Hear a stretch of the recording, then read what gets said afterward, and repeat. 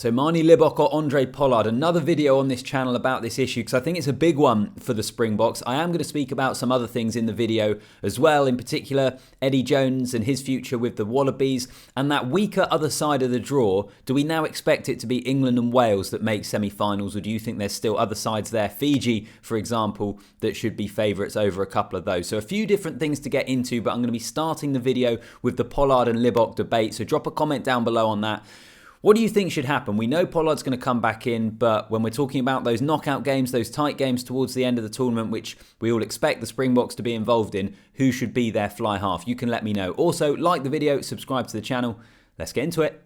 So as I said in the intro, I think we can all expect Handre Pollard to come in. He's come back into the squad, hasn't played much game time at all for Leicester Tigers. What was it? Played a game in the Premiership Cup, which is basically what the Premiership is using as pre-season, and having a delayed start to the Premiership because of the World Cup at the moment.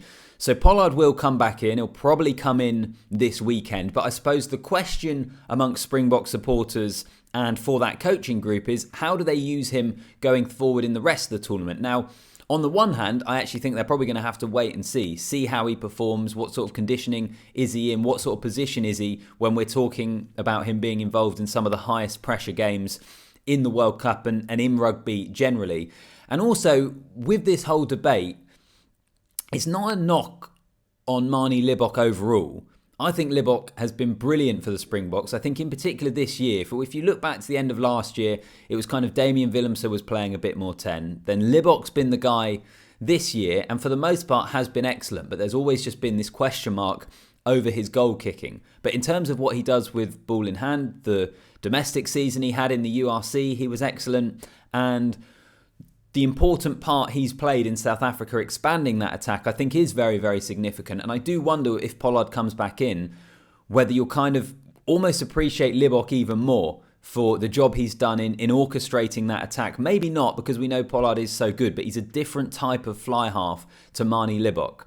So I think Pollard comes back in, see what his kicking is like off the tee. Obviously, statistically over his career, he has been a much more reliable goal kicker. So that's going to be a big plus point. But what does it do to the rest of the team as well? Because that's the other consideration here. Does it affect everything else too much that actually you're better off sticking with Libbok in that position? It's a fascinating debate, and I know one that Springbok fans will all have an opinion on. Right now, I think you have to give Pollard a go because I still have question marks about those tight games at the end of the tournaments, and that you need a place kicker that is more reliable than Manie has been, than Faf has been, than Willemse has been.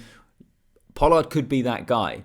I suppose the other thing to throw in, which is a little bit more of a curveball, I think I remember someone putting it in the comment section on a previous video I did, of whether Pollard could play 12. Is there a world in which you have Libbok at 10, Pollard at 12, then would it shift Allende out to 13, or would you stay with Creel there? There's probably some different combinations that South Africa could go with.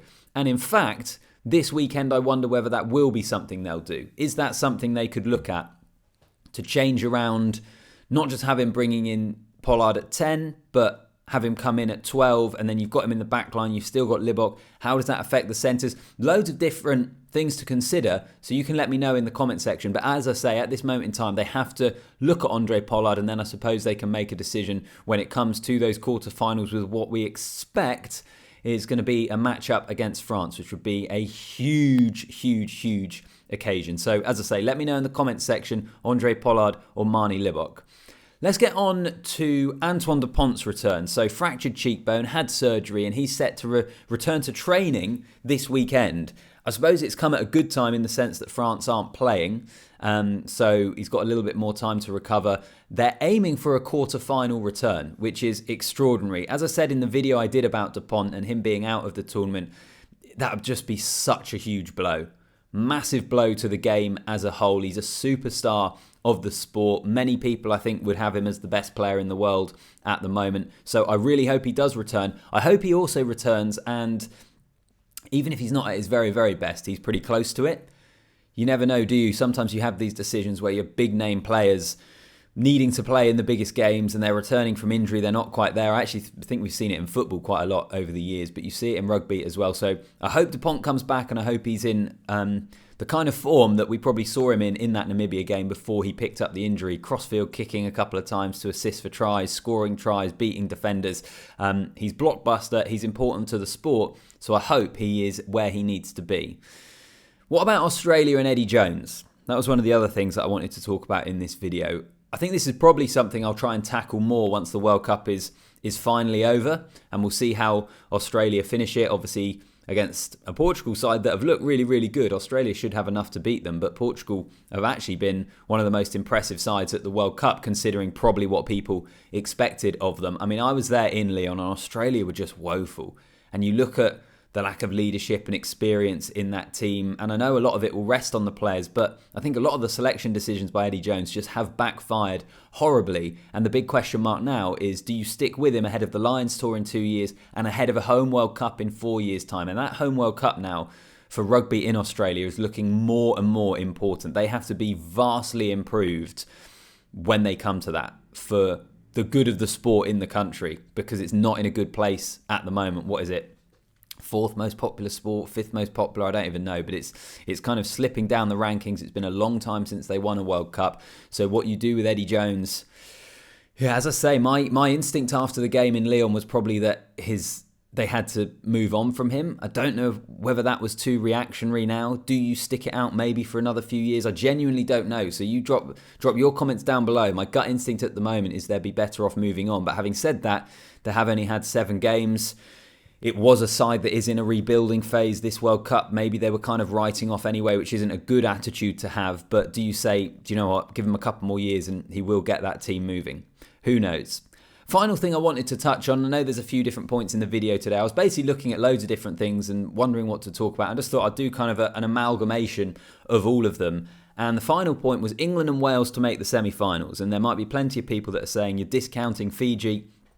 But I don't know. Are they the sides on that weaker side of the draw? They're both probably going to win their groups unless they really slip up. So I think Wales make a semi-final because I think they have looked better from what we've seen from presumably Argentina will be the team they'll face. I think they've looked better than Argentina so far. England-Fiji, that's a tougher one to call. Fiji beat England at Twickenham in the World Cup warm-ups.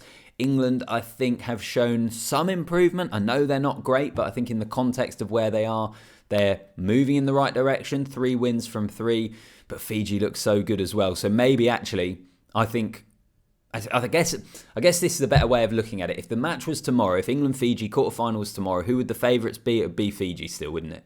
Because they've beaten England, but also because of the type of rugby that they've played at this World Cup, the damage that they are able to do to teams with some of the players in that squad. So yeah, maybe it's Fiji and Wales, do we think? Possibly in semi-finals. I know from a neutral point of view, everyone wants to see Fiji get there. I wonder whether England will kind of feel confident about the direction they're tracking in, though, and whether that might be a fixture they're able to get on top of.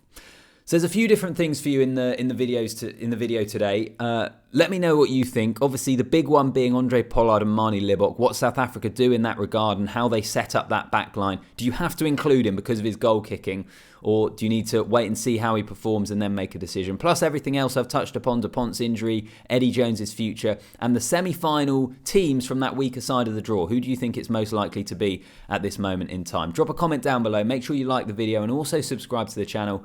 And I'll see you in the next one.